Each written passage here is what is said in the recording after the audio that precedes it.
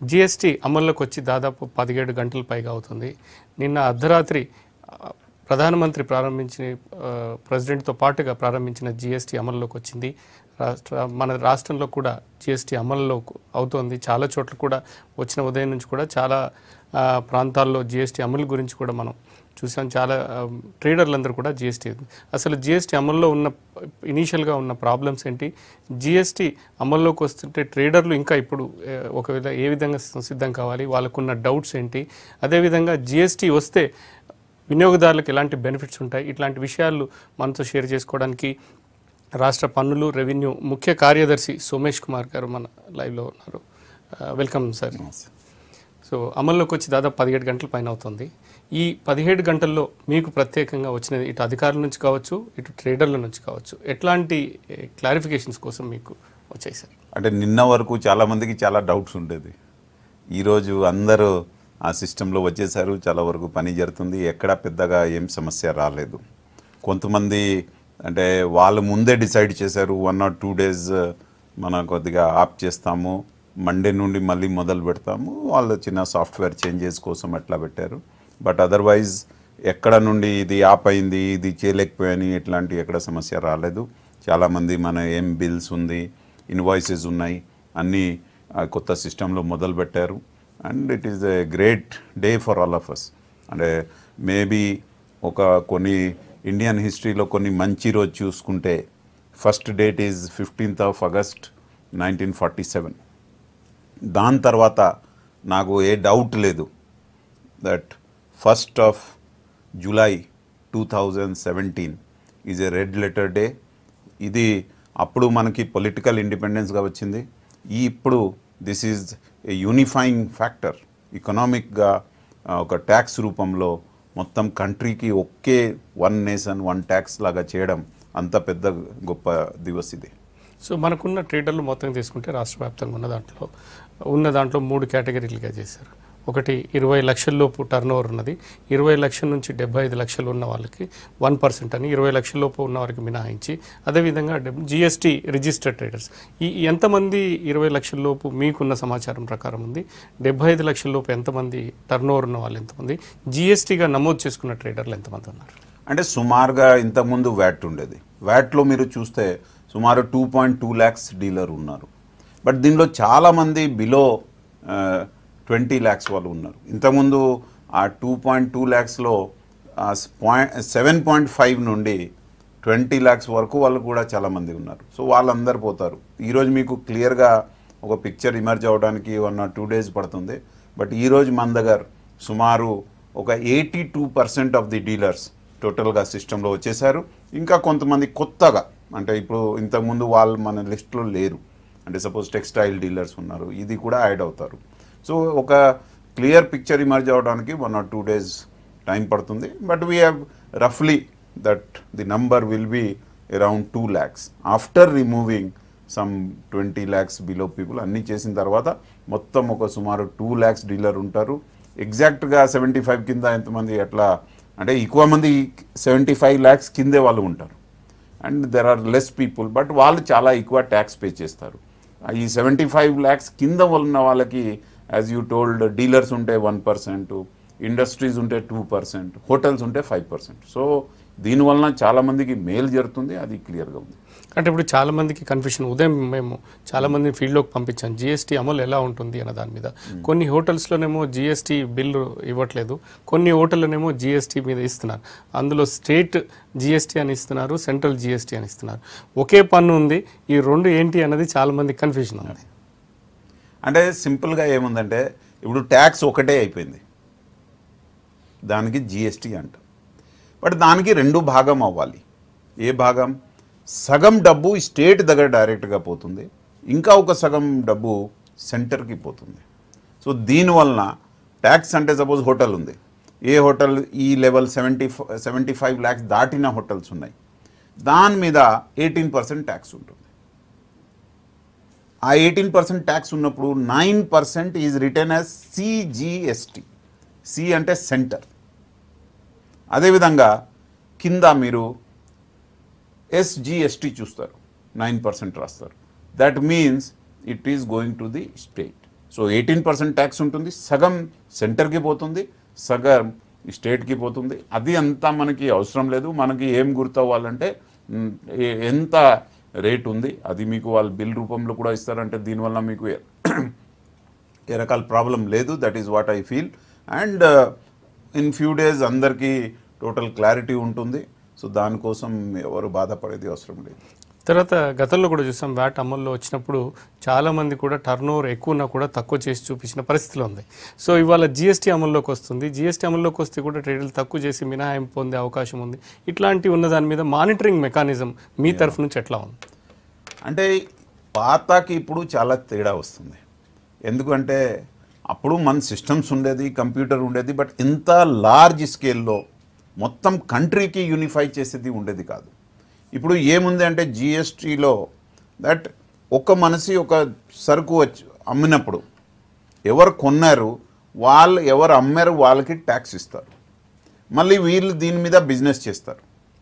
ఆయనకి ఈ రిబేట్ కావాలంటే దానికి ఏమంటాం, ఇన్పుట్ ట్యాక్స్ క్రెడిట్. సింపుల్గా ఏమిటి అంటే మీరు ఒక వస్తువు కొన్నప్పుడు దానికి ఫర్దర్ వాల్యూ అడిషన్ చేసి లేకపోతే డైరెక్ట్గా అమ్మినప్పుడు మీకు అడిషనల్గా కొన్ని మీకు వాల్యూ అడిషన్ వస్తుంది.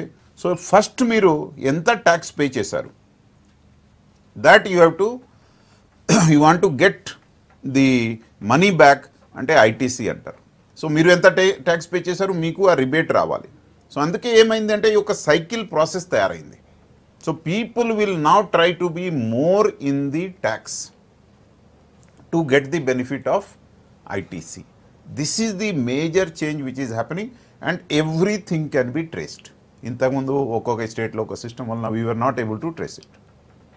అంటే ఇప్పుడు ఉన్నదానికి స్టేట్లోనే ఒకవేళ వేరే స్టేట్ నుంచి మీరు అన్నట్టుగా ట్రాకింగ్ సిస్టమ్ ఉంది.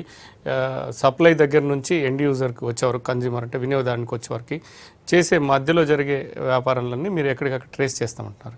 గతంలో హోటళ్ళల్లో చాలామంది కంప్లైంట్ ఉంటుంది. హోటల్స్ కానీ ఇంకా కొన్నిట్లో ప్రధానంగా ఏంటంటే ఒక బిల్ ఏమో వినియోగదారులకు ఇచ్చే బిల్లు ఏమో ట్యాక్సులు చూపించేది, తర్వాత ఇంకొక బుక్ మెయింటైన్ చేసి అది కమర్షియల్ ట్యాక్స్కి ఇచ్చే దాంట్లోనేమో లేకుండా ఉండేది.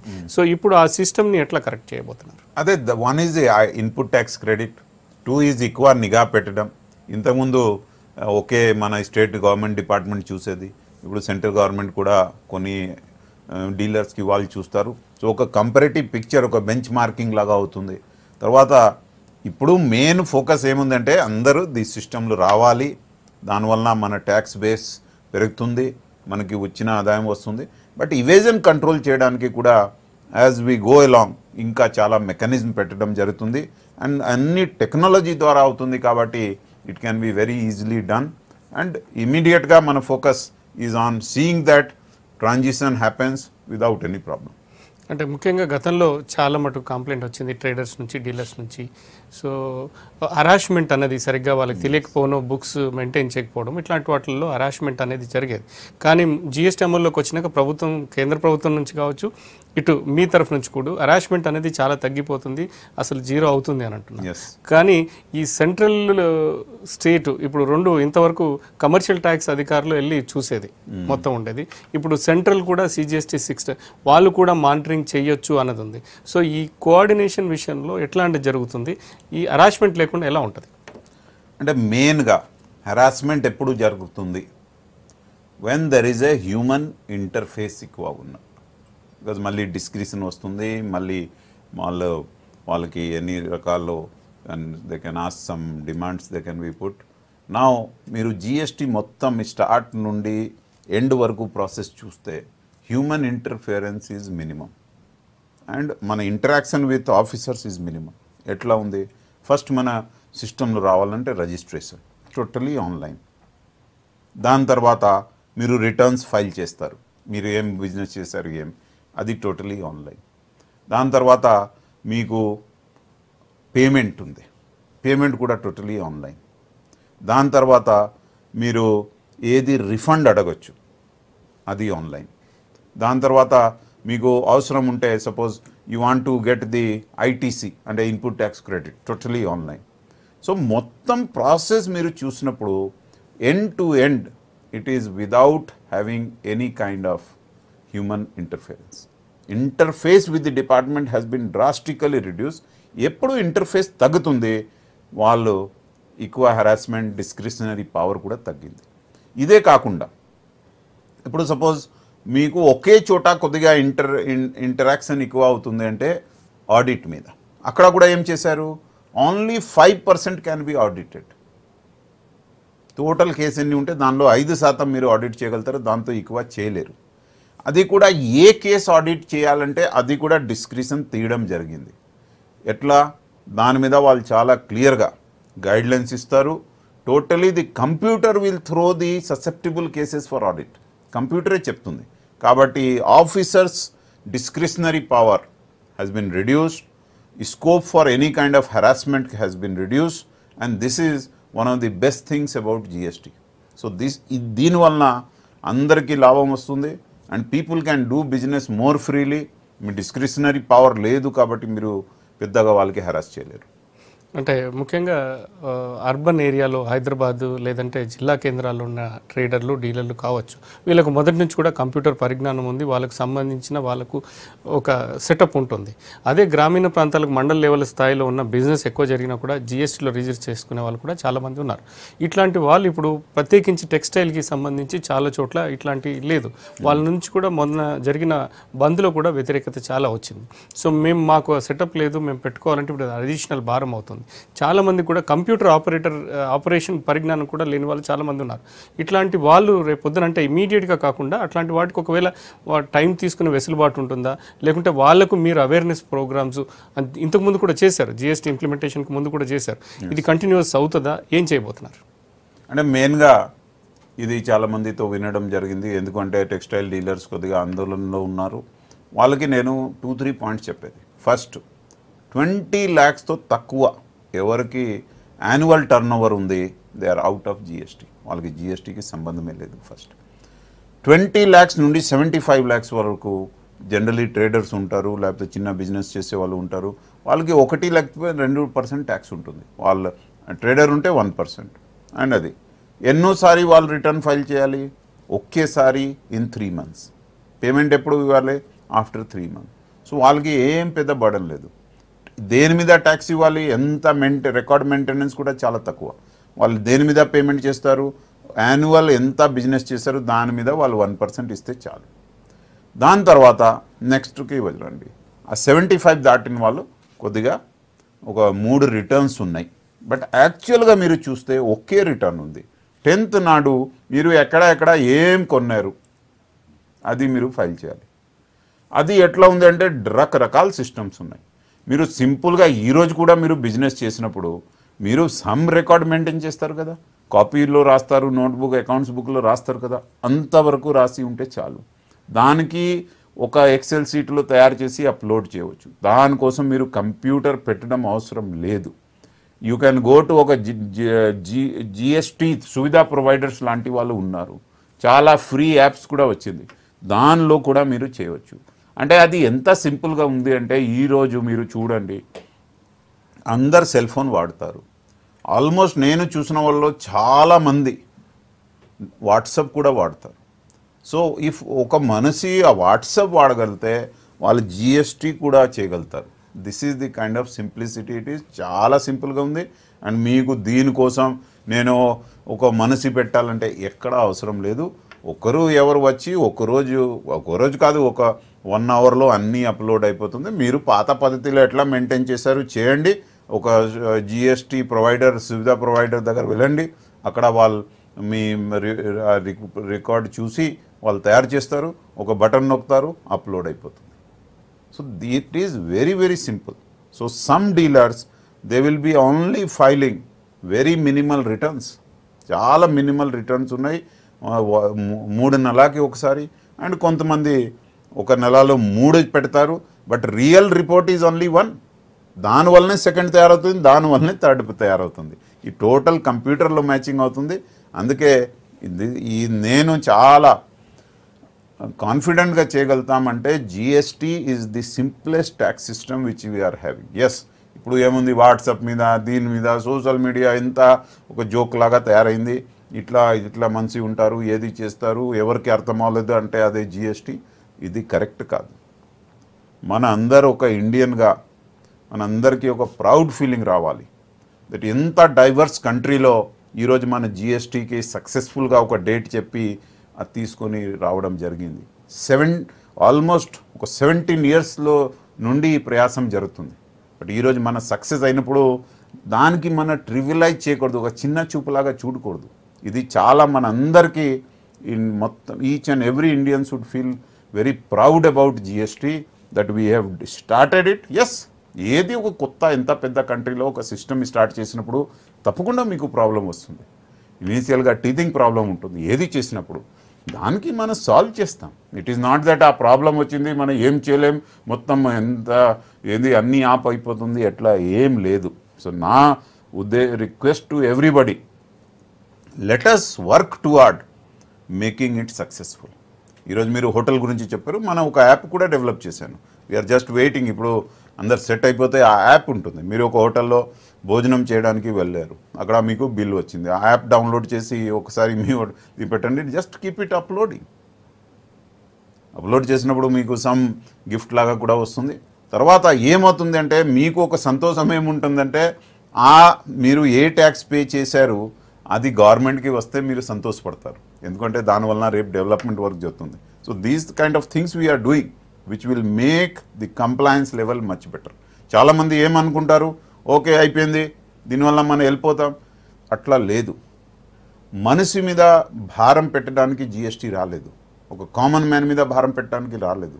చాలామంది అర్థం లేకుండా ఇట్లా మాట్లాడతారు. ఎస్, కొన్ని ఐటెంలో అడ్జస్ట్మెంట్ చేసినప్పుడు పెరగవచ్చు, దానికి డౌట్ లేదు.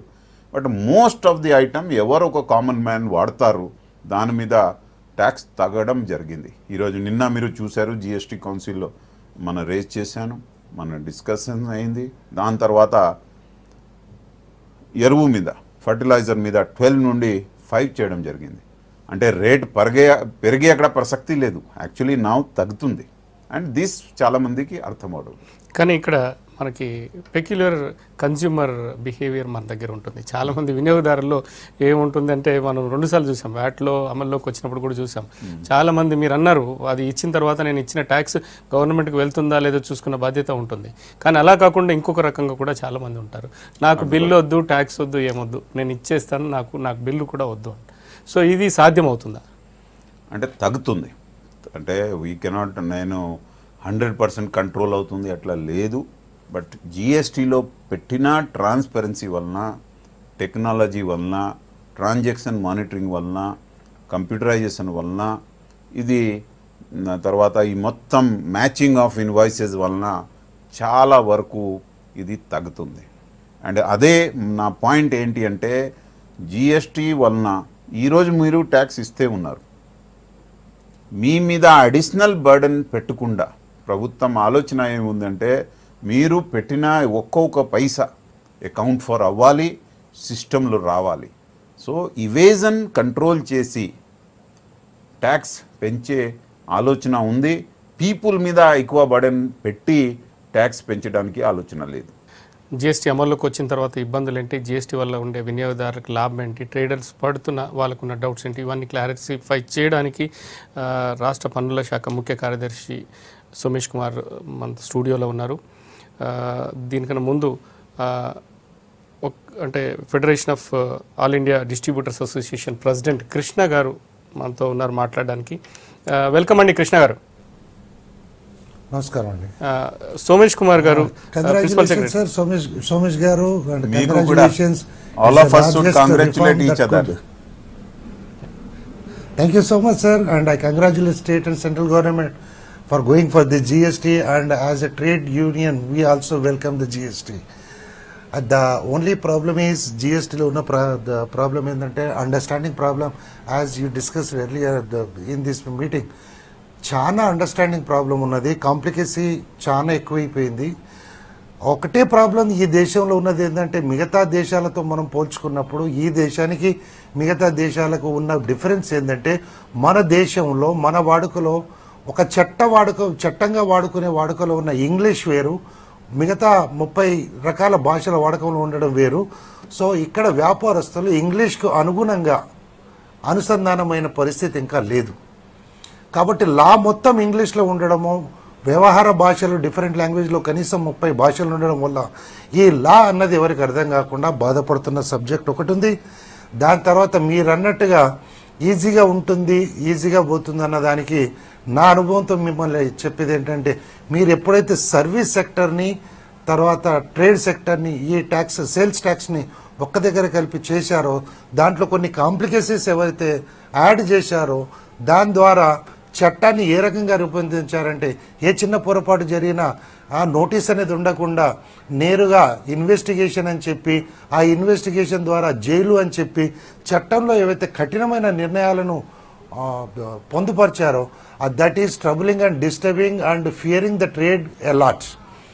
పోతే మార్పులు అనేటివి ఎప్పటికప్పుడు మీరు చేస్తూ ఉండొచ్చు. ట్యాక్స్ ఏదైనా ప్రొడక్ట్ మీద పెరిగి ఉంటే తగ్గిస్తుండొచ్చు, తగ్గిన అంటే పెంచుతుండొచ్చు. కానీ అల్టిమేట్లీ ఏమైపోయిందంటే ఒక వ్యాపారస్తుడికి మీరు సింప్లిసిటీ అనేది కేవలం సర్వీసెస్ గూడ్స్ని కలిపి అంటున్నారు. కానీ ఒక వ్యాపారస్తుడు అంటే ఒక మల్టీ గ్రెయిన్స్ను కానీ తర్వాత మల్టీ ప్రొడక్ట్స్ని పట్టుకొని వ్యాపారం చేసేవాడికి స్టిల్ ఈ suffering with food safety licence, trade licence, pesticide licence, weights and measurement licence, food grade licence, రకరకాల లైసెన్స్లో ఈ ట్రేడ్ను దీంట్లోనే మింగిల్ చేసి దాంట్లో నువ్వు సపరేషన్ చేసేస్తూ ఇన్ని లైసెన్సులు మెయింటైన్ చేసుకుంటూ ప్రతి ఒక్కరికి జవాబుదారీ. మీరు అన్నట్టుగా 75 lakhs ఆర్ 20 lakhs బిలో వాళ్ళు ఎవరైతే ఉన్నారో వాళ్ళందరికీ కూడా ఈ లైసెన్సులు ఉన్నాయి. ఈరోజు ఈ డిఫరెన్షియేషన్ ఇన్ లైసెన్స్లో అది ఒక కూటమికి రాలేదు.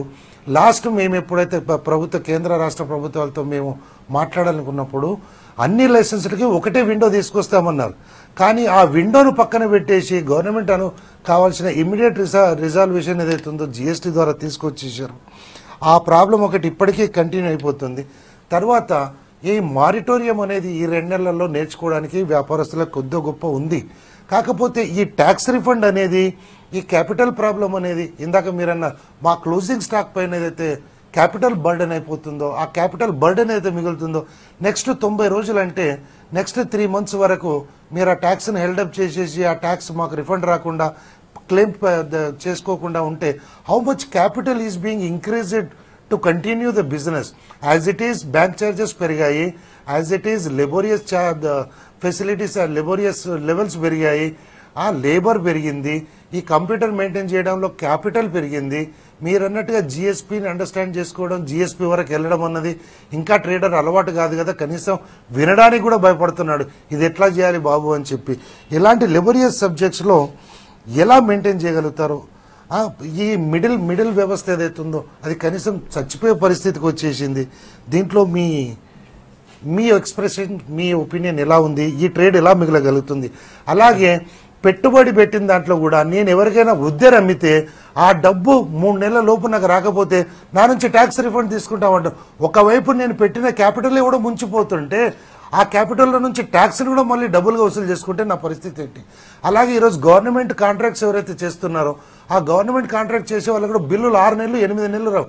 అంటే that is equivalent to taking back the tax which is offered or which we paid for as a input. Krishna గారు మీరు చాలా క్వశ్చన్స్ రైజ్ చేస్తున్నారు. మీరు ఒక నిమిషం లైన్లో ఉండండి. అంటే అన్ని ఒక్కసారి చెప్పడం సాధ్యం కాదు కాబట్టి ఇంపార్టెంట్ ఏవైతున్నారో వాటికి సంబంధించి సోమేష్ కుమార్ గారు సమాధానం చెప్తారు సార్. అంటే చాలా ఇష్యూస్ మీద మాట్లాడారు. అంటే అన్ని మీద వ్యవసాయ రెస్పాండ్ చేయడం కూడా అంత ఈజీ కాదు. మెయిన్ ఒక లాంగ్వేజ్ గురించి చెప్పారు, that all our books are in English. It is not a problem of English. నా అభిప్రాయంలో ఎప్పుడు ఏది లా చేసినప్పుడు, యాక్ట్ చేసినప్పుడు చాలా వరకు ఆ లీగల్ లాంగ్వేజ్ వాడాలి. దీనివలన చాలామందికి ఆ టాపిక్ అర్థం అవ్వదు. అందుకే మధ్యలో కన్సల్టెంట్స్ వస్తారు, ప్రాక్టీషనర్స్ వస్తారు, వాళ్ళు వచ్చేస్తారు. లాంగ్వేజ్ వరకు వచ్చినప్పుడు మొత్తం act, all the rules, everything తెలుగులో కూడా అందుబాటులో ఉన్నాయి. బట్ నేను కూడా అప్పుడప్పుడు కొన్ని యాక్ట్ ఇంగ్లీష్లో చదివితే ఏం రాశారు కూడా 3 సార్లు. Do you really feel that Telugu language is equally compatible to understand the law which is prescribed? అంటే తెలుగు ఉంటే ఇంగ్లీష్ ఉంటే నాకు పెద్ద దీంట్లో రెండులో తేడా కనపడదు. The legal way of presenting things makes it complicated, that the point.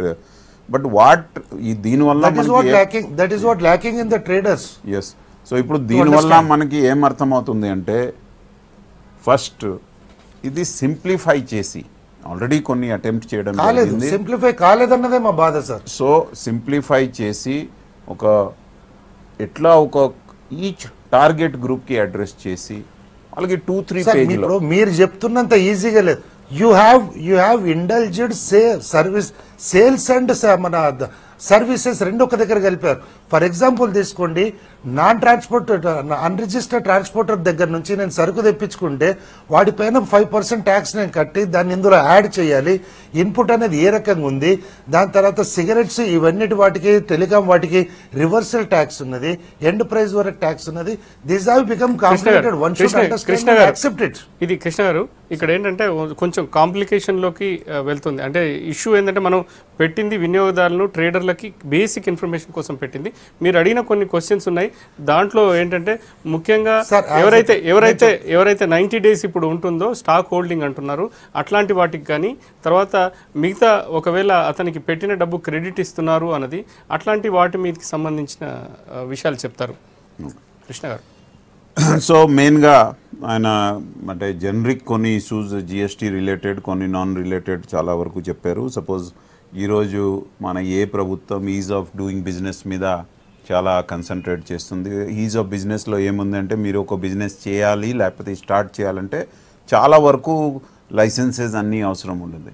దానికి ఒకసారి మీరు అప్లై చేస్తే ఎన్నో రోజు పడేది. ఇప్పుడు సెల్ఫ్ సర్టిఫికేషన్ వచ్చింది, ఈజీగా ఇచ్చే పద్ధతి చాలా వరకు వచ్చింది, ఒక టైం బౌండ్ కూడా చేయడం జరిగింది. సో దీనివల్ల చాలా వరకు ఈ ఇష్యూస్ తగ్గుతుంది. అదేవిధంగా మీరు ఒక కంప్లైన్స్ కాస్ట్ పెరుగుతుంది ఇట్లా చాలామంది చెప్తారు. బట్ రియల్గా మీరు ఈరోజు కూడా సంబడి మీ అకౌంట్ మెయింటైన్ చేస్తారు. ఎవరు 20 lakhs to 75 lakhs వాళ్ళు ఉన్నారు, వాళ్ళు సింపుల్గా కూడా స్వయంగా కూడా చేయగలుగుతారు. దాంట్లో ఏం డౌట్ లేదు. Because it is turn over based, చాలా ఈజీగా చేయగలుగుతారు. బట్ మీరు చాలా సలహా ఇచ్చారు. తప్పకుండా ప్రభుత్వం ఎప్పుడూ ముందు నుండి ఇంకా ఎట్లా బాగా చేయాలి దాని మీద కన్సన్ట్రేట్ చేస్తుంది. And that is the whole idea of all these interactions and getting feedback అంటూ ఉంటుంది. ఫ్యూచర్లో చెప్పండి సార్, ఫ్యూచర్లో ఇప్పుడున్న ట్యాక్స్ లో మార్పులు జరిగే అవకాశం ఉందంటారు తప్పకుండా?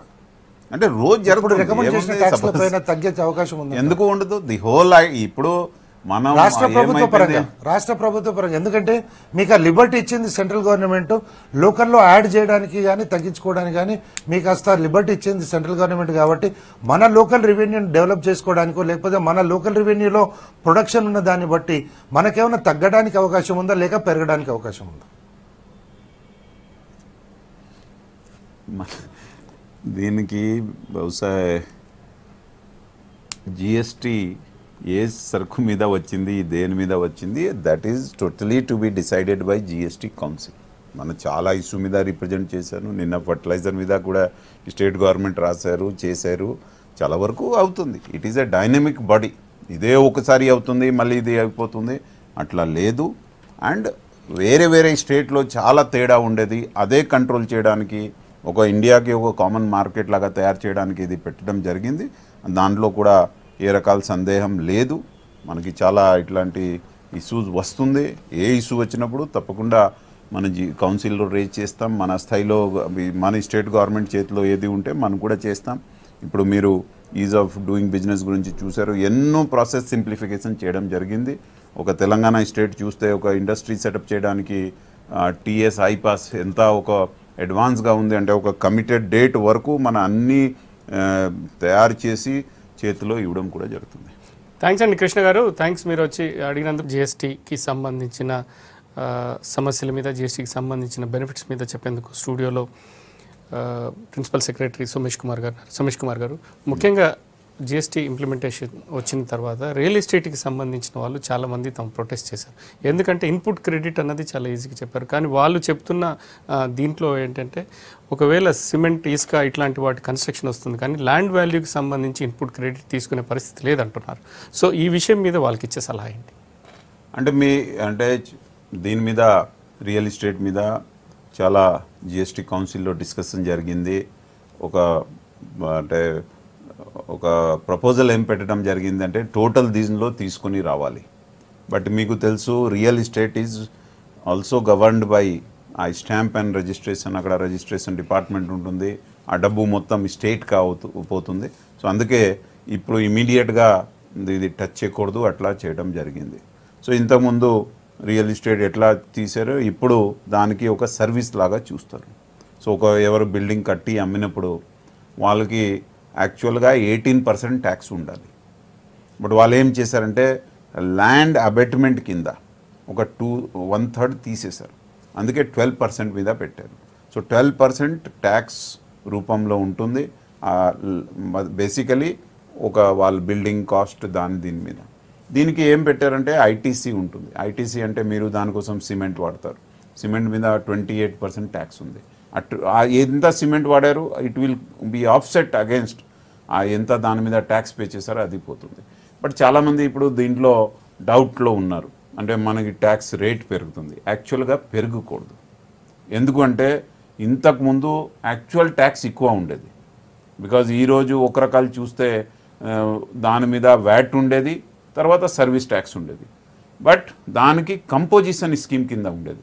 అంటే మీకు దాని మీద ఏది ట్యాక్స్ పే చేశారు అది వచ్చేది కాదు. ఇప్పుడు ఐటీసీ ఉంటుంది కాబట్టి యాక్చువల్గా రియల్ ఎస్టేట్ తగ్గాలి. బట్ కొంతమంది ఇప్పుడు దీని మీద డిబేట్లో ఉన్నారు, పెరుగుతుంది అంటారు. మన స్టాండ్ క్లియర్గా ఉంది. గవర్నమెంట్ ఆఫ్ ఇండియా అడ్వైజరీ కూడా ఇష్యూ చేశారు. ఇంతకుముందు ఒక కన్జ్యూమర్కి ఎట్లా రేట్కి దొరికేది, ఇప్పుడు ట్యాక్స్ పెరిగిన తర్వాత కూడా ఐటీసీ ఉంటుంది కాబట్టి తక్కువ రేట్ పడాలి. That is the stand of the government and GST council. But some people are coming and explaining ఇట్లా లేదు పెరుగుతుంది. మన స్టాండ్ కూడా పెరగకూడదు. కన్జ్యూమర్కి ఎవరు రియల్ ఎస్టేట్ కొంటారు వాళ్ళకి మీద బర్డెన్ పడకూడదు. But some people have represented, we are looking at it.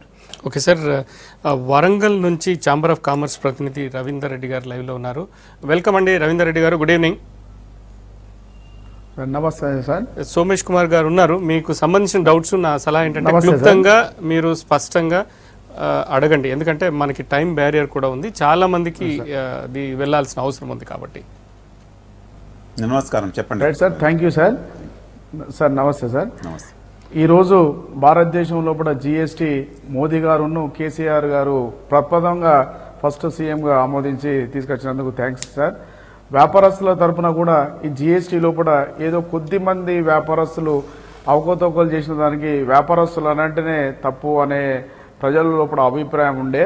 దీనివల్ల వ్యాపారస్తులు అందరూ కూడా నిజాయితీ పరులు అనంటే ఒకటే ట్యాక్స్ ఒకటే విధానం భారతదేశం లోపల ఎక్కడ అమ్మినా కానీ ట్యాక్స్ కడతారనేది ప్రజల లోపల వస్తుంది. రాష్ట్ర ప్రభుత్వానికి కూడా మంచిగా ఉంటుంది సార్. మా ఒక విన్నపం ఏంటంటే అగ్రికల్చర్ ప్రొడక్ట్స్ అంటే వ్యవసాయదారునికి ట్యాక్స్ లేదని అన్నారు సార్.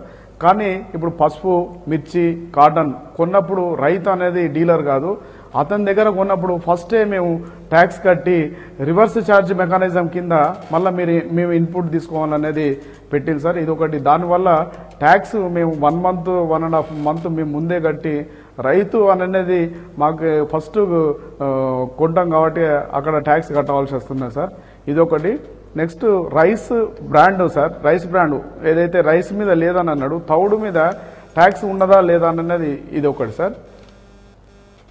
ఈ చిన్న డీలర్స్ ఏదైతే 75 lakhs లోపల ఉన్నారో ఈ డీలర్స్ ఎప్పుడైతే కొన్ని మ్యానుఫ్యాక్చర్స్ కానీ కొంచెం ఉన్నప్పుడు ఈ యొక్క సిస్టమ్ లోపల వాళ్ళు టర్న్ ఓవర్, ట్రేడర్ అయితే 1%, మ్యానుఫ్యాక్చర్ అయితే 2% ఉన్నది. వాళ్ళు 75 లక్షల లోపల వచ్చినప్పుడు ట్యాక్స్ లేని బాపది పప్పులు కానీ ఆలుగడ్డలు కానీ ఇవి కొన్ని యాడ్ చేసుకొని వాళ్ళ ప్రోడక్ట్ తయారు చేసి అమ్మినప్పుడు మరి వాటికి ఎగ్జామ్షన్ అనేది అది దొరుకుతా. ఇవి కొన్ని క్వశ్చన్స్ ఉన్నాయి సార్. దీని ఓకే సార్. సోమేష్ కుమార్ గారు. ఎస్, మీరు మంచి క్వశ్చన్స్ రేజ్ చేశారు. సపోజ్ మీరు ఒకటి అంటే రివర్స్ ఛార్జ్ గురించి అన్నారు. అంటే చాలా వరకు ఫుడ్ ప్రొడక్ట్స్ ఏది ధాన్యం ఉంది అట్లాంటి మీద ట్యాక్స్ లేదు. సో అక్కడ ఫార్మర్స్కి ఏ రకాల ఇబ్బంది లేదు. రెండోది, సపోజ్ కొన్ని ఐటమ్స్ ఉన్నాయి. సపోజ్ టేక్ ఫర్ ఎగ్జాంపుల్ కాటన్కి 5% ట్యాక్స్ ఉంది. అంటే ఫార్మర్ మీద బర్డన్ పడకుండా ఏం చేశారంటే వాళ్ళు మెయింటైన్ చేయలేరు అంత రికార్డ్స్. సో రివర్స్ ఛార్జ్ అంటే జనరల్గా అమ్మే వాళ్ళే ట్యాక్స్ కలెక్ట్ చేస్తారు. ఎవరు అమ్ముతారు, సపోజ్ మీరు వెళ్ళి ఒక రిటైల్ షాప్లో వెళ్ళినప్పుడు వాళ్ళు ట్యాక్స్ కలెక్ట్ చేస్తారు. రివర్స్ ఛార్జ్లో అపోజిట్ అవుతుంది. అంటే ఎవరు కొంటారు వాళ్ళే ట్యాక్స్ దాంట్లో పెడతారు. సో దీనివల్ల ఫార్మర్స్కి ఇబ్బంది రాదు, వాళ్ళకి కూడా ఎవరు తీసుకుంటారు వాళ్ళు మళ్ళీ అమ్మినప్పుడు వాళ్ళకి ఇది ఇన్పుట్ ట్యాక్స్ సబ్సిడీ వస్తుంది, ఇన్పుట్ ట్యాక్స్ క్రెడిట్ వస్తుంది. కాబట్టి ఇది పెద్ద దీనివల్ల ఎవరికి ఇబ్బంది లేదు. అది నా అభిప్రాయం, ప్రభుత్వం కూడా అట్లే అనుకుంటారు. దాని తర్వాత రైస్ బ్రాండ్ గురించి అన్నారు. రైస్ బ్రాండ్లో ఇది పెట్టడం జరిగింది, ఎందుకు దానికి కమర్షియల్ వాల్యూ ఉన్నాయి. సో బహుశా ఎగ్జాక్ట్లీ ఇప్పుడు నా దగ్గర పేపర్ లేదు, బట్ నాకు గుర్తున్న వరకు దాని మీద 12% మీద పెట్టారు. సో దట్ ఈజ్ వాళ్ళు కూడా మళ్ళీ వేరే ఇండస్ట్రీకి పోతుంది, వాళ్ళు వాడతారు, వాళ్ళకి కూడా ఇన్పుట్ ట్యాక్స్ క్రెడిట్ వచ్చేస్తుంది. తర్వాత ఈ ఒక 20 ఇంతకుముందు మీరు వ్యాట్ తెలంగాణలో చూస్తే చాలా స్టేట్లో చూస్తే 7.5 lakhs వాళ్ళకి రిజిస్ట్రేషన్ ఉండేది, ట్యాక్స్ పే చేసేవాళ్ళు. ఇప్పుడు ఆ లిమిట్ జిఎస్టీ కింద 20 lakhs వరకు చేయడం జరిగింది. అంటే చాలామంది ఎవరు చిన్న వాళ్ళు ఉన్నారు వాళ్ళు బయటే వెళ్ళిపోయారు. తర్వాత నెక్స్ట్ ఇప్పుడు 20 నుండి 75 lakhs వాళ్ళకి చాలా సింప్లిఫైడ్ సిస్టమ్ ఉంది. వాళ్ళకి 1%, 2% అండ్ హోటల్ ఉంటే 5% ట్యాక్స్ ఉంది. ఒక 3 monthsకి ఒకసారి ఇవ్వాలి, యాన్యువల్ టర్న్ ఓవర్ మీద ఇవ్వాలి. వాళ్ళకి పెద్ద ఇబ్బంది రాదు, అది నా అభిప్రాయం. అండ్ చాలామంది దే ఆర్ హ్యాపీ బికాజ్ వాళ్ళు అన్ని రికార్డు అన్ని ప్రాబ్లం లేకుండా ఈజీగా పని చేయగలుగుతారు. థ్యాంక్స్ అండి రవీందర్ రెడ్డి గారు. జిఎస్టీకి సంబంధించిన సందేహాలు, జిఎస్టీకి సంబంధించిన బెనిఫిట్స్ మీద వివరించేందుకు స్టూడియోలో state principal secretary Somesh Kumar గారు ఉన్నారు. సార్, ఒక ఎగ్జామ్షన్ ఏంటంటే చాలామందికి ఫుడ్ గ్రెయిన్కి సంబంధించి అన్ప్యాక్డ్ ఉంటే అంటే తీసుకునే వాటి మీద 0%లోకి తీసుకొచ్చారు. ఒకవేళ ప్యాక్డ్ ఉంటే దాన్ని ఇంకొక ట్యాక్స్ స్లాబ్లోకి తీసుకొచ్చారు. ఒకప్పుడు ఏంటంటే మనం కొనుక్కునే వస్తువు క్వాలిటీ ఉంది అనుకుంటే మనం ప్యాక్డ్ బ్యాగ్లో ఉంటే రేపు పొద్దున నాకేమన్నా జరిగినా ఆ బ్రాండ్ మీద కొనుక్కుంటే నేను అతని మీద కేసు వేయడమో లేదంటే ఆ కంపెనీకి సంబంధించిన ఒక కంప్లైంట్ చేసే పరిస్థితి ఉంది. ఇప్పుడు ఒకవేళ లూజ్ నీజ్ ఉన్నప్పుడు దీన్ని అంటే పరోక్షంగా ఇట్లాంటిది మళ్ళీ ఇప్పుడు ప్రమోట్ చేసినట్టు అవుతుంది అన్న సందేహం కూడా ఉంది. మీరు చాలామందికి డౌట్ ఉంది, బట్ మన లోకల్ కాంటెక్స్ట్ ఎట్లా ఉంది దాని గురించి ఆలోచన చేయాలి. ఇప్పుడు మీరు ఈరోజు తెలంగాణలో చూస్తే, చాలా రాష్ట్రంలో చూస్తే ఈ ఫుడ్ గ్రెయిన్స్ మీద ఇట్లాంటివి 5% ట్యాక్స్ ఉంది. సో మనం ఏం చేయడం జరిగింది జిఎస్టీ కౌన్సిల్ ద్వారా, ఏది కామన్గా అమ్మేది కిరాణా షాప్స్లో అమ్మేది వాళ్ళ మీద 0 ట్యాక్స్ చేయడం జరిగింది. అంటే ఈరోజు కూడా పీపుల్లో ఒక పూర్ కేటగిరీ వాళ్ళు ఉన్నారు, వాళ్ళు అదే రైస్ తీసుకుంటారు, వాళ్ళు అదే ఆటా తీసుకుంటారు. సో దానికి ఒక ఈజీగా చేయడానికి ఇది పెట్టడం జరిగింది. మళ్ళీ బ్రాండెడ్ మీద ఒక 5% ట్యాక్స్ పెట్టడం జరిగింది. ఎందుకు అంటే మెయిన్ ఏముందంటే దానికి వాళ్ళు బ్రాండింగ్ మీద ఖర్చు చేస్తారు, వాళ్ళు ప్యాకేజింగ్ మెటీరియల్ మీద ఖర్చు చేస్తారు, వాళ్ళు క్లీనింగ్ అన్నీ చేసింది మీద ఖర్చు అవుతుంది. దీని మీద ఏ ఐటమ్ సపోజ్ వాళ్ళు అడ్వర్టైజ్మెంట్ ఇచ్చారు, దే పే సర్వీస్ ట్యాక్స్. ఆ సర్వీస్ ట్యాక్స్కి దీని అగేన్స్ట్ అడ్జస్ట్ చేయవచ్చు. సో దీనివల్ల పెద్ద ఎవరికి నష్టం లేదు. మనకి కొద్దిగా ఇంప్లిమెంటేషన్లో ప్రాబ్లం అవ్వచ్చు, అంటే ఇది చేసి 0%లో చూపిస్తే మనకి అక్కడక్కడ ఇబ్బంది రావచ్చు. బట్ అదర్వైజ్ పీపుల్కి ఇంతకుముందు 5 ఉండేది, ఇప్పుడు కూడా 5 ఉంది. If you take branded to branded, అప్పుడు ఈవెన్ ఓపెన్ గుడ్స్ మీద అంటే దాని మీనింగ్ అంటే మీరు సంచిలోకుండా అమ్ముతారు అట్లా లేదు. It means that you can have in a big bag, but అంతా దాని మీద ఒక బ్రాండ్ ఇది ఈ ఆట ఇది అట్లా ఉండదు. That is the difference. And దీనివల్ల ఎవరి మీద బర్డన్ పడేది కాదు, ఎందుకంటే 5 ముందు ఉండేది, ఇప్పుడు కూడా 5 ఉంది. నాన్ బ్రాండెడ్కి 0% పెట్టడం జరిగింది. అంటే చాలా మటుకు మనం గల్లీలో ఉండే ఇట్లాంటి వాటి చాలా చోట్ల చిన్న చిన్న కిరాణా షాపులు ఉంటాయి. గతంలో చిన్న కిరాణా షాపుల నుంచి తర్వాత మారిన తర్వాత అందరూ కూడా ఒక కవర్లో ప్యాక్ చేసి దాన్ని వాటి చేయడం కోసం లేబర్ని ఇట్లాంటి వాటి వినియోగించారు. పర్టికులర్ ఆ షాపుకు సంబంధించిన పేరు దాని మీద ముద్రించుకొని వాళ్ళు అమ్మేవాళ్ళు. సో ఇట్లాంటి అమ్మేవి రేపొద్దున 5% ట్యాక్స్లోకి వస్తాయా లేకుంటే 0? వాళ్ళు దాని మీద అక్కడ ఎంత బిజినెస్ చేస్తారు. సపోజ్ ఒక వాళ్ళు ఉన్నారు, వాళ్ళు మొత్తం సంవత్సరంలో 20 lakhs కింద ఉన్నారు, వాళ్ళకి ఏం ట్యాక్స్ ఉండదు.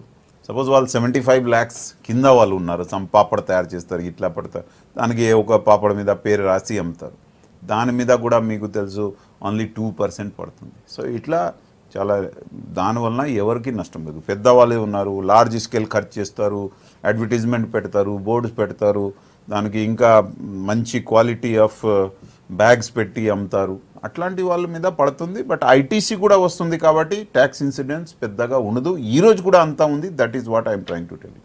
ఇంకొక ముఖ్య విషయం ఏంటంటే అగ్రికల్చర్ అంటే మనం వాడే మొత్తం రోజువారీ వినియోగ వస్తువుల్లో FMCG ప్రోడక్ట్స్లో లేకుంటే మిగతా వాటిని పక్కన పెడితే మిగతా వాటి అన్నీ కూడా ధరలు డిమాండ్ అండ్ సప్లై మీద నిర్ణయించబడతాయి.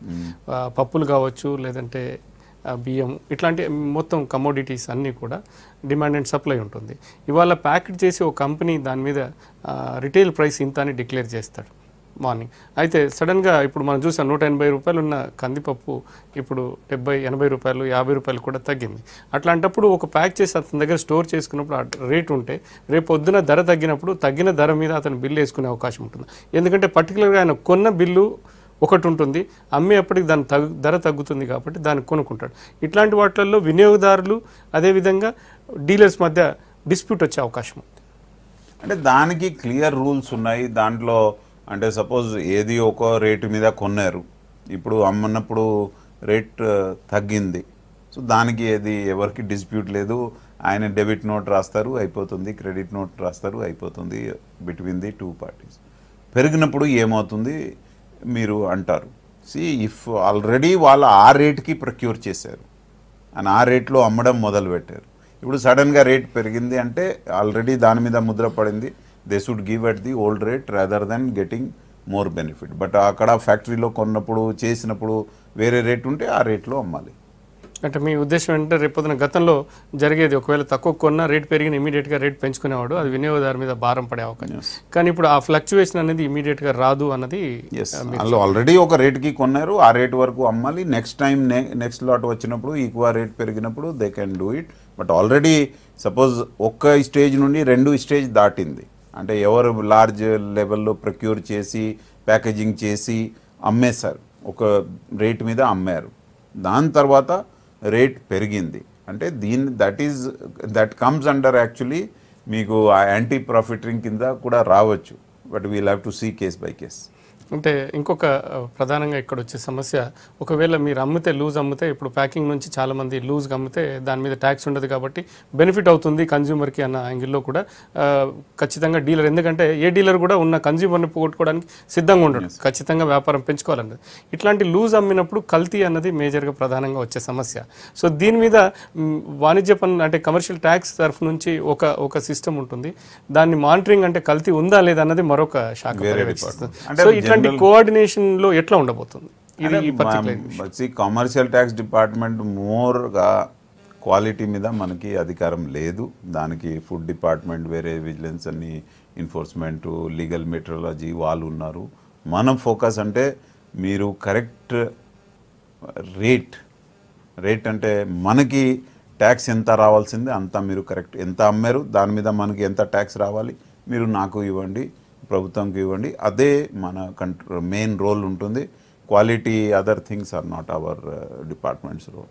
నిన్నటి నుంచి అంటే అర్ధరాత్రి నుంచి GST అమల్లోకి వచ్చింది, చాలా చోట్ల కన్ఫ్యూజన్ ఉంది. వినియోగదారులకి ఒక మెసేజ్ ఏముంది అంటే GST వల్ల బిగినింగ్లో వచ్చిన దీంట్లో ధరలు పెరుగుతాయన్న ఒక భావనలో ఉంది, చాలామందికి కూడా ఉంది.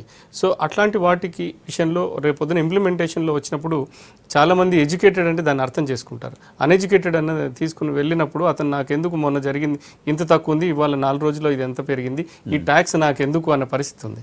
సో డీలర్స్ ఇది ఫేస్ చేసే అవకాశం ఉంది.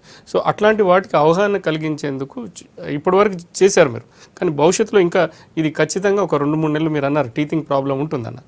సో అట్లాంటి వాటికి అవేర్నెస్ తీసుకురావడానికి ఎట్లాంటి ప్రయత్నం చేస్తున్నారు? అంటే ఇప్పుడు మనం ఏం చేశానంటే ఒక కాల్ సెంటర్ లాగా ఏర్పాటు చేశాను, దానికి కొన్ని డెడికేటెడ్ లైన్స్ ఇచ్చాను.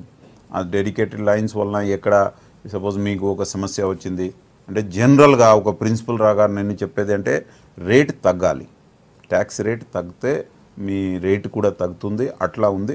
బట్ కొన్ని ఫ్యూ ఐటమ్స్ ఆర్ దేర్ అక్కడ పెరిగే అవకాశం ఉంది, ఎందుకంటే ఆ రీస్ట్రక్చరింగ్లో అక్కడ ప్రాబ్లం వచ్చింది. సో దీనికి మనం ఏం చేస్తామంటే ఒక మానిటరింగ్ లాగా పెట్టాను. Our officers have been told ఎక్కడెక్కడ మీరు రేట్ వాచ్ చేయండి. అదేవిధంగా నేను ఈరోజు కూడా మీటింగ్స్ ఏర్పాటు చేశాను, నిన్న మీటింగ్స్ ఏర్పాటు చేసి ఎవరు మెయిన్ ఐటమ్స్ కామన్ ఎక్కువ వాడే ఐటమ్స్ మీద ఎవరు డీల్ చేస్తారు వాళ్ళకి పిలిచి మొత్తం కాన్సెప్ట్ ఎక్స్ప్లెయిన్ చేయడం జరుగుతుంది. అంటే ఉద్దేశం ఆఫ్ GST ఏముంది, ఎందుకు ఇట్లా పెట్టడం జరిగింది అంటే పీపుల్కి ఒక బెనిఫిట్ రావాలి, మీ బిజినెస్ కూడా పెరగాలి, that is the thing. Multiplicity of tax వచ్చినప్పుడు ఎవరు ఇస్తారు, ఎవరికి ఏం తెలిసేది కాదు. బట్ కొన్ని చోట కొన్ని ప్రాబ్లమ్స్ కూడా మన దృష్టికి వస్తుంది. అంటే సపోజ్ ఇంతకుముందు ఒక ఐటమ్ ఏది తీసుకున్నప్పుడు అక్కడ మనందరికీ తెలిసేది వ్యాట్, ఎందుకంటే ఎంత ఎంఆర్పి ఉందో దాని మీద వాళ్ళు వ్యాట్ పెట్టేది. So suppose either 5% or 14.5%. But పీపుల్కి దాని మీద ఇంకా ట్యాక్సెస్ ఉన్నాయి, అది తెలియదు. ఏ వస్తువు ఒక మ్యానుఫ్యాక్చరర్ బయటే వచ్చినప్పుడు దాని మీద సెంట్రల్ ఎక్సైజ్ పడేది. జనరల్గా 12.5% చాలా ఎక్కువ దీని మీద ఉండేది. అంటే ఏమైంది, 12.5 సెంట్రల్ ఎక్సైజ్, దాని తర్వాత 14.5 మన ట్యాక్స్. సో ఎంత అయింది, 27 అయింది. ఇది కాకుండా ఆ వస్తువు వేరే స్టేట్ నుండి మన స్టేట్కి వచ్చినప్పుడు ఇంకా 2% దాని మీద సిఎస్టీ ఉండేది, అంటే సెంట్రల్ సేల్స్ ట్యాక్స్ ఉండేది. అంటే మెనీ ఐటమ్స్ మీద 29% మినిమం ట్యాక్స్ ఉండేది. ఇప్పుడు అట్లాంటి ఐటమ్ ఈరోజు 28కి వచ్చింది. బట్ మన డీలర్సు కొంతమంది వేరే వాళ్ళు కూడా కొంతమంది ఏం చేశారు, ఇంతకుముందు 14.5 ఉండేది, ఇప్పుడు 28 అయింది, ట్యాక్స్ డబల్ అయింది. ఇది తప్పు. ట్యాక్స్ ఇన్సిడెన్స్ చూసినప్పుడు మీరు జాగ్రత్తగా దాని మీద సెంట్రల్ ఎక్సైజ్ ఎంత ఉండేది, తర్వాత వ్యాట్ ఎంత ఉంది, ఈ తర్వాత ఇప్పుడు టోటల్ ఎంత అయింది. సో అట్లా చూస్తే మీకు ఎక్కువ చోట ఇబ్బంది ఉండదు. కొన్ని చోట అయింది, అంటే ఒక స్టేట్లో మన స్టేట్లో తక్కువ ఉండేది, వేరే స్టేట్లో చాలా ఎక్కువ ఉండేది. అప్పుడు మన స్టేట్లో ఆ స్టేట్ చూసుకొని ఇక్కడ రేట్ ఫిక్స్ చేసినప్పుడు జిఎస్టీలో some places we got in to some issues. But mostly మనకి అట్లాంటి తక్కువ ఉంది. మీరు నిన్న కూడా చూశారు ఫర్టిలైజర్ మీద ఫస్ట్ కనీసం 1% సెంట్రల్ ఎక్సైజ్ ఉంది. మన స్టేట్లో వ్యాట్ 5% ఉండేది, 6%. దానికి ఇంకా ఇంబెడెడ్ ట్యాక్సెస్ అంటారు, అంటే ఒక వస్తువు కొన్నప్పుడు కొన్ని ట్యాక్సెస్ ఉన్నాయి. సో దానికి సుమారు జనరల్గా తర్వాత మన స్టేట్లో ఫర్టిలైజర్ ప్రొడక్షన్ ఇప్పుడు లేదు. జనరలీ వేరే చోట నుండి వచ్చినప్పుడు దాని మీద 2% ఇంకా సిఎస్టీ ఉండేది. అంటే కనీసం 7.5 నుండి 9.5% tax depending upon the state and ఎక్కడ ఫ్యాక్టరీ ఉంది దాని మీద పడేది.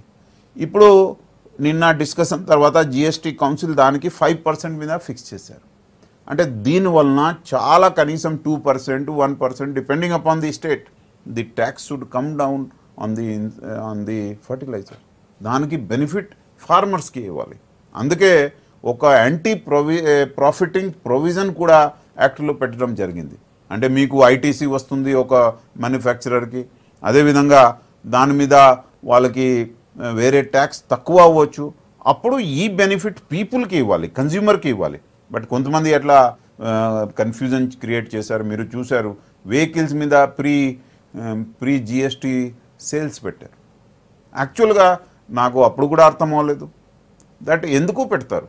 Actually most of the vehicle మీద pre GST and post GST, అంటే జిఎస్టీ అయిన తర్వాత కూడా రేట్ తగ్గుతుంది. ఎందుకు అంటే ట్యాక్స్ ఇన్సిడెన్స్ తగ్గింది, దాని సిఎస్టీ ఇప్పుడు లేదు. బట్ అప్పుడు వాళ్ళ ఒక మార్కెటింగ్ స్ట్రాటజీ లాగా ఇట్లా హైప్ క్రియేట్ చేసి చాలా వెహికల్స్ వాళ్ళు అమ్మారు. అదేవిధంగా ఎలక్ట్రానిక్ ప్రోడక్ట్స్కి సంబంధించిన కూడా చాలా అమ్మారు. తర్వాత మనకి ఒక కాలర్ లైన్లో ఉన్నారు, ఉపేంద్ర గారు, moulded plastic furniture manufacture association నుంచి ఉన్నారు. ఉపేంద్ర గారు గుడ్ ఈవినింగ్ అండి. Good evening sir. Sir Somesh Kumar గారు ఉన్నారు. సార్ నమస్తే సోమేష్ కుమార్ గారు. నమస్తే సార్, చెప్పండి. నమస్తే సార్. మాది moulded furniture sir, plastic chair. So ఈ ప్లాస్టిక్ చైర్లు వచ్చేటప్పటికి మాకు 12% ఎక్సైజ్ ఉండే, అది 1.5 crore వరకు ఎగ్జామ్షన్ ఉండే, ప్లస్ 5% వ్యాట్ ఉండే. సో మాకు 17.5 ఉండే. వేరెవరు మీరు సిఎస్టీ అంటున్నారు కదా, ఆల్ పాలిమర్ వాళ్ళు డిపో పెడుతుండే. సిఎస్టీ అనేది మాకు ఎప్పుడే ఒకవేళ అక్కడ తీసుకున్నా కూడా మాకు సిఎస్టీ అనేది డిపోలకే వస్తుండే, సిఎస్టీ అనేది మాకు అప్లికేబుల్ లేకుండే. చెప్పండి. 28% ఇప్పుడు డైరెక్ట్ అవుతుంది సార్. మాది ఓవరాల్ గా గ్రాస్ ప్రాఫిట్ 20%. కరెక్ట్. ఎలా దీన్ని ఎలా నేను సర్వే కావాలి చెప్పండి. అంటే ఇంతకుముందు ప్లాస్టిక్ ఫర్నిచర్ మీద 12.5 ఉండేది ఎక్సైజ్ డ్యూటీ, తర్వాత మంది వ్యాట్ 5% ఉండేది, టోటల్ 17.5 అయ్యేది. బట్ సమ్హౌ క్లాసిఫికేషన్ ప్రాబ్లం వల్ల దానికి 28 స్లాబ్లో పెట్టారు. మీరు కూడా బహుశా నా దగ్గర వచ్చారు, ఇంకా చాలామంది ఈ అసోసియేషన్స్ దీని మీద వచ్చారు. ఢిల్లీలో రిప్రజెంట్ కూడా చేశాను. వాళ్ళు ఇప్పుడు ముందు లెట్ ది యాక్ట్ కమ్, ఎక్కడ ఇట్లాంటి ఎనమలీస్ ఉంటే తర్వాత కూడా చూస్తాం అట్లా చెప్పారు. సో నాకు నమ్మకం ఉంది మీ ప్రాబ్లం కూడా తప్పకుండా సాల్వ్ అవుతుంది. థ్యాంక్ యూ అండి ఉపేందర్ గారు. జిఎస్టీ మీద సమాధానాలు ఇవ్వేందుకు principal secretary revenue and state commercial tax సంబంధించిన సోమేష్ కుమార్ గారు ఉన్నారు. సార్, ప్రత్యేకంగా ముఖ్యంగా సంబంధించి చాలా వీటిలలో మెడిసిన్స్ అన్నది చాలా ఉంది. మెడిసిన్లో కూడా కేటగరైజ్ చేశారు, దేని మీద జిఎస్టీ ఉంటుంది, దేని మీద ఉండదు అన్నది. కానీ ఇప్పటి వరకు మెడిసిన్ అన్నిటి మీద కూడా ఇంక్లూజివ్ ఆఫ్ ఆల్ ట్యాక్సెస్ ఉండదు. మిగతా వాటికేమో ఎంఆర్పి ఉండేది, ట్యాక్సెస్ లోకల్ ట్యాక్సెస్ ఎక్స్ట్రా ఇట్లా ఉండేది. కానీ మెడిసిన్స్కి వచ్చేవరకు అట్లా ఉండేది కాదు. ఒకవైపు ఏమో జిఎస్టీ ఇస్తే ఖచ్చితంగా బిల్లు మీద తీసుకున్న వారి మీద ఎంత జిఎస్టీ, స్టేట్ ఎంత ఉండాలి, సెంట్రల్ ఎంత, ఒకవేళ అప్లికేబుల్ అయితే అట్లాంటివి ఉండేది. సో ఇప్పుడు ఆల్రెడీ ఎగ్జిస్టింగ్ చాలామంది డిస్ట్రిబ్యూటర్ల దగ్గర ఈ స్టాక్ అంతా ఉంది. సో వీటిని రేపొద్దున బిల్లు చేసేటప్పుడు వాళ్ళకి ఎగ్జంప్షన్ ఉంటుందా, లేకుంటే వాళ్ళు కరెక్ట్గా కేటగరైజ్ చేసుకొని బిల్లు ఇవ్వాల్సి ఉంటుందా? ఆ కన్ఫ్యూజన్ ఎట్లా మీరు క్లారిఫై చేయండి. అంటే కొన్ని సెక్టర్స్లో ప్రత్యేకంగా కొన్ని ఇష్యూస్ వస్తుంది, పెక్యులియర్గా ఉంటుంది, దానికి ఇంకా ఎగ్జామినేషన్ జరుగుతుంది. జనరల్గా జిఎస్టీలో ఏం జరగాలంటే మీరు ఒక రేట్ ఉంటుంది కన్సిడరేషన్కి, దాని మీద మీరు ఏ రేట్కి అమ్ముతారు దాని మీద మీరు ట్యాక్స్ కడతారు. డిఫరెంట్ టైప్స్ ఆఫ్ ఉన్నాయి, దాంట్లో 5% కూడా ఉంది, 12% కూడా ఉంది. జనరల్ థింకింగ్ ఏముంది అంటే ఏది చాలా ఎసెన్షియల్ డ్రగ్స్ ఉన్నాయి, లైఫ్ సేవింగ్ డ్రగ్స్ ఉన్నాయి, దాని మీద తక్కువ అవుతుంది, రిమైనింగ్ డ్రగ్స్ మీద 12% ఉంటుంది. ఆ థింకింగ్తో ఈ మొత్తం ఇది వస్తుంది. ఎవరు ఈ మెడిసిన్ తయారు చేస్తారు వాళ్ళకి ఇన్పుట్ ట్యాక్స్ క్రెడిట్ కూడా వస్తుంది, కాబట్టి ఎంత పెద్ద సమస్య లేదు. బట్ జనరల్గా ఇంతకుముందు యు ఆర్ రైట్ దాట్ వాళ్ళు ఒక ఎంఆర్పి రాసేవాళ్ళు, మళ్ళీ దాని మీద ఎప్పుడు ఇష్టమో ఎంత రేటుకి కూడా తక్కువ రేటుకి కూడా అమ్మేవాళ్ళు, all sorts of practices were there. దీనివల్ల అంత ట్రాన్స్పరెన్సీ ఉండేది కాదు. ఇప్పుడు జిఎస్టీలో మీరు ఒక రేట్ రాస్తారు, దాని మీద depending upon A type of medicine ఉంది 5 or 12% ఉంటుంది. తర్వాత ఇది ఒక చాలా పెద్ద వాల్యూ ఐటమ్ కాబట్టి గవర్నమెంట్ కూడా దీని మీద నిఘా కూడా ఉంటుంది, దట్ ఎవరికి మీరు అన్నెసెసరీ ఛార్జ్ చేయకూడదు. సో దీనివల్ల ఇక్కడ ప్రాబ్లం లేదు. స్పెసిఫిక్గా it has to be return that ఈ రేట్ ఛార్జ్ చేశారు మీరు. అంటే ఇంకొక విషయం ఏంటంటే అన్ఆర్గనైజ్డ్ సెక్టర్ చాలా, అంటే కొన్ని ఇండస్ట్రీస్ ఉన్నాయి, ఫర్నిచర్ ఇండస్ట్రీ ఇట్లాంటి కొన్ని లోకల్ ఇండస్ట్రీస్ చాలా ఉంటుంది. ఎక్కడంటే లోకల్ మ్యానుఫ్యాక్చరర్ ఉంటాడు, అక్కడ నుంచి ఇమీడియట్గా తెచ్చుకుంటారు. అంటే మ్యానుఫ్యాక్చరర్ ఎంతకు ఇన్పుట్ వానికి అంటే మ్యానుఫ్యాక్చరింగ్ సంబంధించి ఇంత ఖర్చు అయింది అని పర్టికులర్గా ఉండదు. ఇదంతా డీల్, అంటే ఇద్దరి మధ్యలో సంబంధం మీద ఎంత ఉంది, బిల్లు ఇస్తారు, మీరు ఫర్నిచర్ కొనుక్కుంటాం, వాళ్ళు అమ్ముకుంటారు. అంటే మెటల్ ఫర్నిచర్ కావచ్చు, కేన్ ఫర్నిచర్ కావచ్చు, వుడెన్ ఫర్నిచర్ కావచ్చు, ఇట్లాంటి వాటి మీద రేపు పొద్దున వినియోగదారుడిగా నేను వెళ్ళి నాకు ఇవాళ అమ్ముతున్నావు కాబట్టి ఐ డిమాండ్ ఫర్ బిల్, ఎందుకంటే ఇప్పటిదాకా ఉండేది కాదు. ఇప్పుడు నేను డిమాండ్, నా దగ్గర నుంచి ట్యాక్స్ వసూలు చేస్తున్నామేమో, నాకు అధికారికంగా ఒక బిల్లు అని అంటాం. సో అటువంటప్పుడు దాన్ని స్పెసిఫై ఎట్లా చేసు, అంటే అట్లాంటి వాటి మీద ఆ ఇష్యూస్ మీద ఎట్లా అడ్రస్ చేయాలి? అంటే మెయిన్గా ప్రిన్సిపల్ అని చెప్తాం. ప్రిన్సిపల్ ఏముంది, మీరు ఏ రేటుకి అమ్ముతారు దాని మీద ఆ ఏ వస్తువు కేటగిరీ ఉంది దాని మీద మీరు ట్యాక్స్ ఇవ్వాలి. సో ఇప్పుడు ఏం కారణం అయింది అంటే ఇదే బ్యూటీ ఆఫ్ జిఎస్టీ. సపోజ్ మీరు ఒక ఆఫీస్ ఎస్టాబ్లిష్ చేశారు, మీకు దాని మీద కూడా ఏమేమి ఐటమ్ అక్కడ వాడారు, దాని మీద ఎంత ట్యాక్స్ పే చేశారు, దాని మీద మీకు ఐటీసీ దొరుకుతుంది. అంటే మీకు ట్యాక్స్ ఒక రకాల సింపుల్ లాంగ్వేజ్లో చెప్పాలంటే మీకు ట్యాక్స్ రిబేట్ లాగా వస్తుంది. ఇప్పుడు ఏం టెండెన్సీ అవుతుంది, సపోజ్ వాళ్ళు చెప్తారు మీకు బిల్ లేకుండా నేను తక్కువ రేటుకి ఇస్తాం, మీకు అది ఇష్టం ఉండదు. ఎందుకంటే యూ వాంట్ ఒక బ్యాంక్ నుండి మీరు లోన్ తీసుకుంటారు, ఏది తీసుకొని మీ ఆఫీస్ సెటప్ చేస్తారు. దెన్ యూ ఆల్సో వాంట్ నేను ఏ ట్యాక్స్ పే చేశానో అది నాకు తిరిగి రావాలి రిబేట్ రూపంలో, ఐటీసీ రూపంలో. అందుకే మీరు ఇన్సిస్ట్ చేస్తారు బిల్కి. ఆ బిల్ ఇన్సిస్ట్ చేసి మీరు ఆ క్రెడిట్ తీసుకోవడానికి ప్రయత్నం చేస్తారు. దీనివలన ఈ అంతా జీరోలాగా జరిగే బిజినెస్ కంట్రోల్ అవుతుంది, అండ్ కంట్రీకి కూడా ఇన్కమ్ వస్తుంది, అండ్ పీపుల్కి డెవలప్మెంట్ వస్తుంది.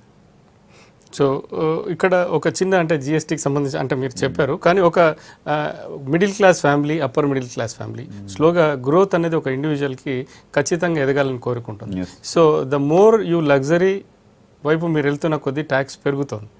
సో ఇప్పుడు మిడిల్ క్లాస్కి సంబంధించి సినిమా వెళ్ళాలంటే ఒక సినిమాక్స్ లాంటి ఒక దానికి వెళ్ళాలంటే ఖచ్చితంగా ట్యాక్స్ అక్కడ పెరుగుతుంది. సినిమాకు సంబంధించి టికెట్లది ప్రస్తుతం మన స్టేట్లో హోల్డ్ చేశారు, అదొక విషయం. తర్వాత లగ్జరీ వైపు మీరు వెళ్ళిన కొద్దీ ట్యాక్స్ అనేది పెరుగుతుంది. ఒక విధంగా నేను పెట్టినాను, నాకు కావాల్సింది కొంచెం లగ్జరీగా నేను వెళ్ళాలి, నేను కూడా సొసైటీలో వాడాలి అన్న వాటి మీద.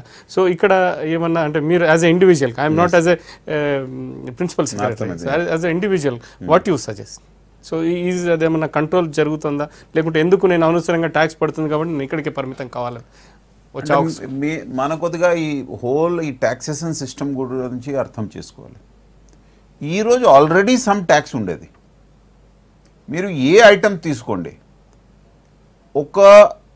మనకి ఇక్కడ డిఫికల్ట్గా కనపడవచ్చు, బట్ వేరే చోట పరిస్థితి వేరే ఉండేది.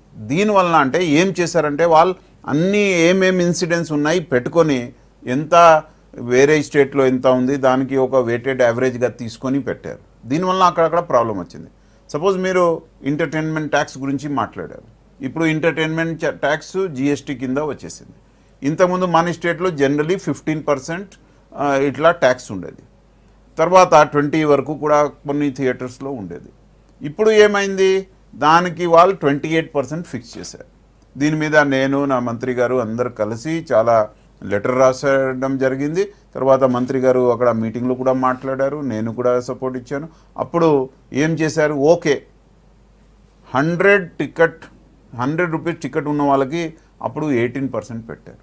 బిలో 100 రూపీస్ కింద టికెట్కి 100 ఆర్ 100 బిలోకి 18 రూపీస్ ట్యాక్స్ పెట్టారు. దీనివలన కొద్దిగా మేలు జరిగింది. బట్ సేమ్ టైం మీరు అర్థం చేసుకోండి, కొన్ని స్టేట్లో చాలా మంచిగా జరిగింది. ఎందుకంటే కొన్ని స్టేట్లో 100% ట్యాక్స్ ఉండేది. ఎంత టికెట్ ఉంది దాని మీద అంతే ట్యాక్స్ ఉండేది. అట్లాంటి చోట కూడా ఇప్పుడు 28 అయింది. అంటే ఇట్లాంటి ఎనోమలీస్ బికాజ్ ఒక పాత సిస్టమ్ వలన జరిగింది. మెల్లగా ఇవన్నీ పోతుంది, ఒక మంచి స్లాబ్ లాగా వస్తుంది అండ్ పీపుల్కి బర్డన్ ఉండదు, వాళ్ళు కూడా ఫ్రీగా ట్యాక్స్ పే చేయడానికి ఇష్టపడతారు. చివరిగా మొత్తంగా ఒక డిస్ట్రిబ్యూటర్ అంటే ట్రేడర్కి కానీ లేదంటే కన్జ్యూమర్కి కానీ ఈ జిఎస్టీ ఇంప్లిమెంట్ నుంచి వచ్చే వరకు చాలామందికి తగ్గుతుంది, అపోహలు పెరుగుతున్నాయి అన్నది మొత్తంగా యాజ్ ఏ ప్రిన్సిపల్ సెక్రటరీగా మీరు ఇచ్చే సలహా ఏంటి? సలహా చాలా సింపుల్గా ఉంది. ఫస్ట్ డీలర్స్, ట్రేడర్స్, బిజినెస్, ఇది మంచి సిస్టమ్. ఎవరు 20 lakhs ఎక్కువ బిజినెస్ సంవత్సరంకి చేస్తారు మీరు ఎన్రోల్ అవ్వండి, రిజిస్టర్ అవ్వండి, మన వెబ్సైట్లో వెళ్ళి చేయండి, లేకపోతే మన ఆఫీసెస్కి రండి, కమర్షియల్ ట్యాక్స్ మనం హెల్ప్ చేస్తాం. ఫస్ట్. సెకండ్, కొంతమంది కొత్తగా దీనికి ఇప్పుడు ఎలిజిబుల్ అయ్యారు, సపోజ్ టెక్స్టైల్, మీరు కూడా రండి, దీనివల్ల మీకు నష్టం లేదు, మీ మేలు జరుగుతుంది, అది నేను మీకు నమ్మకంతో చెప్పగలుగుతాను. మూడోది, మీ దగ్గర పాత స్టాక్ ఉంటుంది. మీకు మన ఉద్దేశం ఏముందంటే మీ అన్నెసెసరీగా డబుల్ ట్యాక్సేషన్ దగ్గర పోకూడదు. దానికోసం దీనిలో ట్రాన్సిట్ ప్రొవిజన్ ఇవ్వడం జరిగింది. దానికోసం మీరు ఏం చేయాలి, మీ రిటర్న్స్ అన్నీ ఫైల్ చేయండి, మీ క్లోజింగ్ స్టాక్ చూపించండి. తర్వాత మీకు 3 నెలల టైం ఉంది, బట్ అప్పటి వరకు వెయిట్ చేయకూడదు. ఇమీడియట్గా మీ ఆ ఫామ్స్ ఉన్నాయి, ట్రాన్సిట్ ఫామ్స్, మీకు ఏది అప్లికేబుల్ ఉంటే అది ఫిల్ చేసి అప్లోడ్ చేయండి. సో దట్ ఆ అమౌంట్ మీకు క్రెడిట్ అయిపోతుంది. మీ ఎప్పుడు నెక్స్ట్ ట్యాక్స్ పే చేసినప్పుడు దానికి మీరు అడ్జస్ట్ చేయవచ్చు. So this is the second thing మీరు చేయాలి. 3 అంటే చాలా ఇంపార్టెంట్. అంటే చాలామందికి అంత ఇది సబ్జెక్ట్ అర్థం అవ్వలేదు. మీరు దీని గురించి ఆలోచించండి, మన ఆఫీస్కి వెళ్ళి డీటెయిల్స్ తీసుకోండి. సింపుల్ నోట్స్ కూడా చాలా నెట్లో ఉన్నాయి, మన గైడ్లైన్స్ ఉన్నాయి, అది కూడా అర్థం చేసుకోండి. 4ది, పీపుల్కి మోసం చేయకూడదు. అంటే నేను మీకు ఉదాహరణ ఇచ్చాను, మనకి ఒక వస్తువు మీద ఇప్పుడు 27% ట్యాక్స్ ఉండొచ్చు, 29% ట్యాక్స్ ఉండొచ్చు. ఇప్పుడు ప్రభుత్వం దానికి 28 చేశారు, లేకపోతే కొన్ని కేసులో 12 కూడా చేశారు, 18 చేశారు. మీకు ఎంత మిగులుతుంది, సేవ్ అవుతుంది, ఆ బెనిఫిట్ మీరు పీపుల్కి పాస్ ఆన్ చేయాలి. ఎందుకంటే వాళ్ళది హక్కు. ఇది ఉద్దేశం కూడా ఏముందంటే మీ బిజినెస్ పెరగాలి, మనది కూడా పీపుల్కే బెనిఫిట్ వెళ్ళాలి. ఇది మీరు చేస్తే ప్రభుత్వం మీతో ఎప్పుడూ సహకారంలో ఉంటుంది. ఎక్కడ మీకు సమస్య వచ్చినప్పుడు చాలా సింపుల్గా దానికి సమాధానం ఉంటుంది. ఎవరికి భయపడేది ఇది ఏంటి నాకు అర్థం అవ్వదు అట్లా ఆలోచన రాకూడదు. సింపుల్గా ఉంది. మీరు ఎట్లా ముందు బిజినెస్ చేశారు అట్లే చేయాలి. ఇంతకుముందు కాంప్లెక్స్గా ఉండేది, 2-3 ట్యాక్స్ ఉండేది, ఇప్పుడు సింగిల్ ట్యాక్స్ అయిపోయింది. సగం స్టేట్కి పోతుంది, సగం సెంటర్కి పోతుంది. సో దాని గురించి మీరు వరీ చేసేది అవసరం లేదు. We are there with you. ఇది ఒక మంచి ప్రోగ్రామ్. దీనివల్ల the entire state and government of India, మన కంట్రీ కూడా డెవలప్ అవుతుంది, బిజినెస్ పెరుగుతుంది, కరప్షన్ తగ్గుతుంది, హెరాస్మెంట్ కూడా తగ్గుతుంది, and people can move and be very competitive. Even export potential కూడా పెరుగుతుంది. దీనిలో ఏ రకాలు ఎవరికి అనుమానం ఉండకూడదు. థ్యాంక్ యూ అండి సోమేష్ కుమార్ గారు. Thank you. ఇది సోమేష్ కుమార్ గారితో special discussion. Keep watching V6 news as it is.